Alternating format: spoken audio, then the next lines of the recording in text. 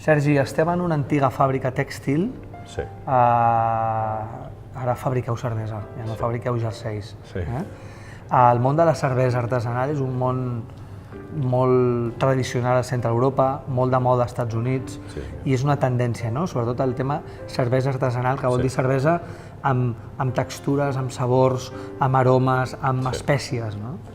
Sí, bueno, la cervesa artesana partim de la base de mirar principalment un producte que sigui interessant a nivell organolèptic, o sigui, a nivell gustatiu, a nivell de que t'aporti alguna més que un simple refresc. Llavors, nosaltres fiquem molta cura amb els processos, amb els materials, i som artesans, però també adoptem maneres de fer i processos de cerveses, o sigui, de cerveseres industrials, quan això afavoreix el producte final.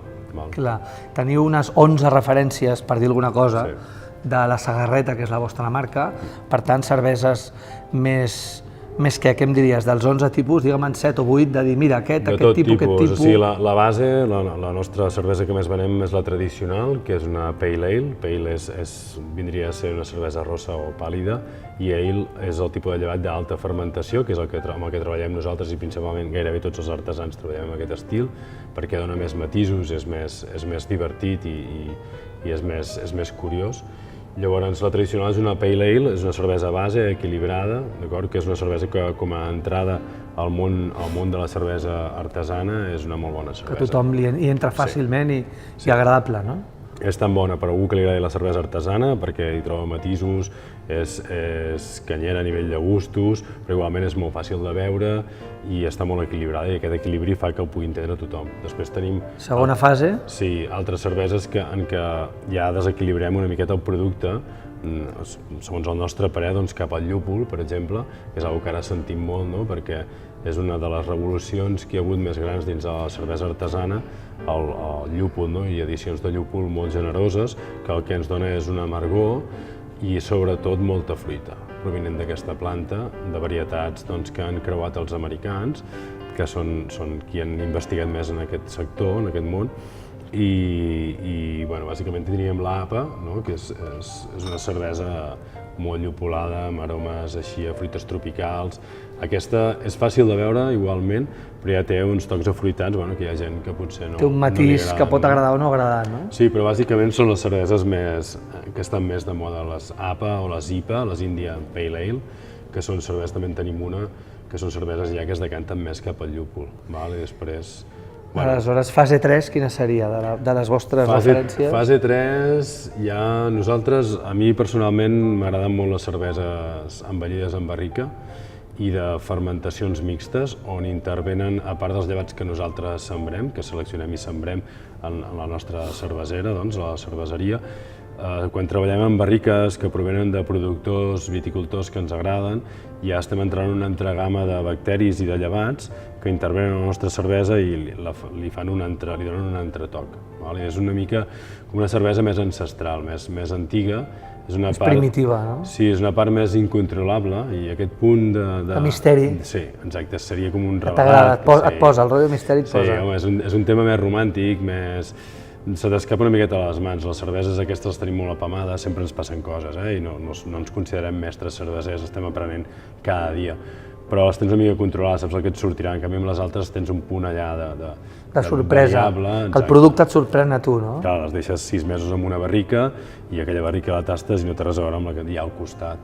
Per tant, són productes molt exclusius, molt irrepetibles, no? Gairebé. A més, al cap i a la fi després hem vist que a la gent els agraden i els hem de repetir. I hem arribat a homogeneitzar-los, sobretot fent molts copatges o blends, o sigui, barrejar moltes barriques per tenir un mateix producte que s'assembli, i després també som bastant coneguts per fer aquestes cerveses i barrejar-les amb fruites. Llavors els tornem a refermentar amb fruita i les fa molt interessants. Escolta, igual que en el món dels DJs hi ha allò del DJ resident i del DJ visitant, en el món de les cerveses també, no? És a dir, la Sagarreta, els residents sou els que esteu aquí, els 4 socis, però de tant en tant hi ha algun cerveser visitant, que vol dir que et ve algú d'alguna altra tradició cervesera o d'alguna altra regió cervesera de cervesa artesanal i junts creeu una cervesa nova, experimenteu, jugueu, us divertiu i feu com una edició limitada d'allò, no?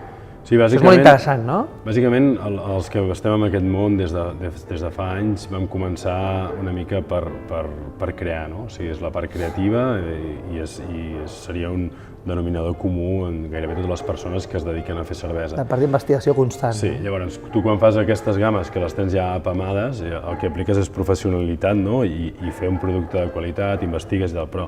Estandarditzes el procés. Aquesta part de creativitat, de vibrar, no? De passió, doncs te la donen això, doncs, a pensar altres receptes i moltes vegades si tu ets cerveser i jo també hi parlem de coses i ens fiquem en comú, hòstia, doncs a mi m'agradaria fer aquesta, jo havia pensat en una birra que tingués això, hòstia, vine un dia a casa i en fem una i llavors ens passem les fórmules, les anem gestant, diguem, i llavors venen un dia i va estar un company aquí, vam fer una cervesa nova que sortirà doncs, possiblement al gener i això és una cosa que fa que primera que aprenguem l'un de l'altre, que en aquest món és una cosa que és molt maco, i segona, doncs, que tornem a crear alguna cosa nou.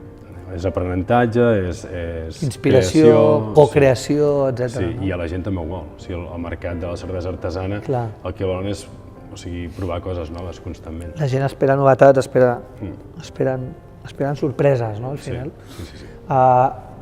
Com està el tema, Sergi, de créixer, no créixer, a quina velocitat de creuer voleu anar, no? La Sagarreta, esteu tenint requesta, esteu tenint demanda, us va molt bé, esteu venent bé, però quin és el tema aquell de dir, escolta, nosaltres som slow economy, som una cultura que volem viure, equilibri, vida personal, professional, on poseu el límit, on esteu?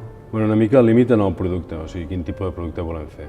O sigui, tenim molt clar què no volem fer, diguem, i a partir d'aquí doncs anem llegint el mercat i anem fent creacions on anem adaptant el nostre producte a les demandes que hi ha al mercat o als diferents mercats. No és el mateix el mercat de la Conca de Barberà que el mercat de Barcelona o que el mercat de Berlín o un mercat anglès, o sigui, diferents productes per diferents llocs. Intentem fer això. A nivell de creixement, doncs fins que la cosa... Hasta que el cuerpo aguante? Sí, una mica. Sí, està clar. Rock and roll, esperit rock and roll? Sí.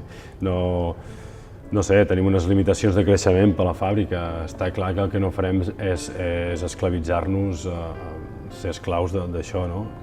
I senzillament viure i que surtin els números, viure bé i ja està, i fer un bon producte. Mercats, tu ara m'has parlat Conca Barberà, que és aquí, Catalunya, Espanya, Europa. On estan els grans mercats o els mercats que us estan demanant més el producte?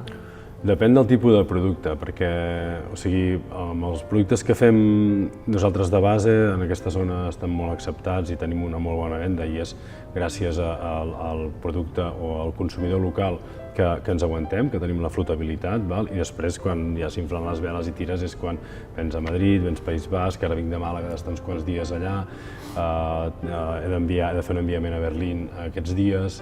Llavors això d'aquí és el que et fa acabar de tirar. I no és el mateix, per exemple, portar una cervesa als Estats Units on ells són els creadors del llúpol i d'aquestes cerveses llúpules. La meva APA té premis, és una cervesa que té premis, però no té sentit enviar-la als Estats Units. És com si ens enviessin oli d'oliva o vi, que segur que en fan de molt bons, no? Però bueno, pot entrar una marca en aquest sentit, i en el sentit divers igual, alguna marca va allà amb llúpol, però el més lògic són cerveses, el que et deia, envellers en barriques de vi, on aquí hi ha molta cultura de vi, llavors aquestes cerveses... Allò que vosaltres els hi podeu aportar a ells, no? La novetat... Que ells no tenen o no ho tenen tan fàcilment. I també al cap i a la fi són coses que nosaltres les hem fet personalment. O sigui, jo tinc un mètode d'elaboració d'una cervesa àcida que és el meu mètode. Llavors, això la fa diferent d'un altre. La teva fórmula personal, no? Sí, la meva manera de fer-ho, llavors això la fa diferent, això ho fa interessant. I ho fa únic, no? Ho fa singular, no? Com a producte. Clar, això és més exportable que no pas una American Pale Ale, per exemple, que és aquesta que parlàvem abans, llupolada, que és un estil que fa molta gent. I molta gent ho fa igual o més bé que nosaltres. Escolta, per muntar una indústria cervesera, per muntar la vostra estructura, calen ajuts econòmics, els ajuts líders són importants, no? Sempre són una empenta, no? Parla'm una mica d'aquest estímul. Sí, bueno, quan comences que t'ajudin amb un capital d'un 30-35% que pot arribar a un líder, ostres, és important. O sigui, al moment de la creació tu necessites els diners, no? Necessites trobar les fonts, la manera, però un cop els has invertit, que et retornin aquests diners et permet, doncs, una de dos, o acabar d'aixugar deutes que tenies de la creació, o bé reinvertir en equipament que et fa més productiu. Home, per nosaltres, no puc imaginar la creació de la cerveseria sense un líder, segurament estaríem, doncs, potser 2 o 3 anys enrere. Per tant, acceleració, per tant, fer present allò que podia ser un somni o un futur, no? Potser doncs, un dels fermentadors isobàrics que nosaltres treballem amb un sistema isobàric vol dir que no fem refermentació en ampolla, que seria alguna cosa típic de cervesa artesana. El que et deia abans, hem recuperat o sigui, fem servir uns processos de la indústria cervesera industrial, valgui la redundància, però el fem servir per una cervesa artesana i que li estem donant més qualitat, més vida, menys estocs, més directe al consumidor. Llavors, sense això, per exemple, que et requereix de fermentadors isobàrics que són molt més cars que els atmosfèrics, sense el líder no hauríem pogut comprar aquests fermentadors, per exemple. Ja no ens hauríem plantejat fer-ho. Per tant, amb aquests ajuts et planteges coses que abans no et podies ni plantejar. Sí, exacte. Escolta, per acabar, et veus fent cervesa tota la vida? Sí, per què no? Sí, forever. Sí, jo crec que sí, que...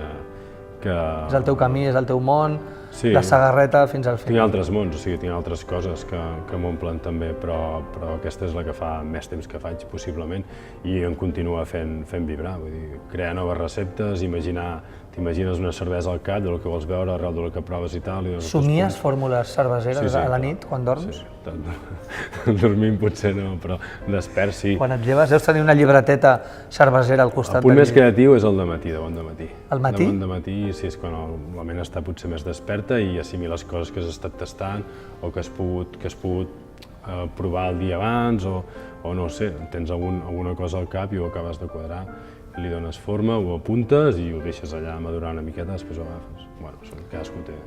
Està molt bé. Escolta, llarga vida a la sagarreta. Gràcies. Tot bé.